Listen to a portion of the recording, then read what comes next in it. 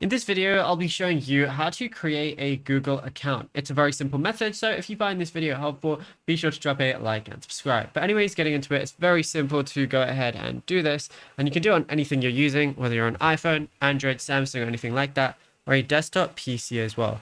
So all you want to go ahead and do is firstly open up your browser of choice. So in this instance, we're going to be using Google Chrome.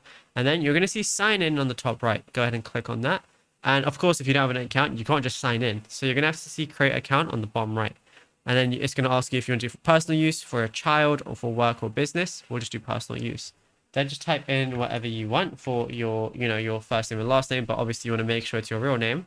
And then all you want to go ahead and do is just choose your birthday. So we'll just choose a random one right now, and then just choose your gender. But if you don't want to, you can press rather not set. Go ahead and press next. It's going to ask you how you want to sign in. So all you got to do is type in your email address or whatever you want as your email address, like so, and then go ahead and press next. If the username is already taken, then you can just go ahead and type in whatever you want again. Press next, and it's going to ask you for a strong password, and then you'll be good to go. Now, if you found this video helpful, drop a like and subscribe.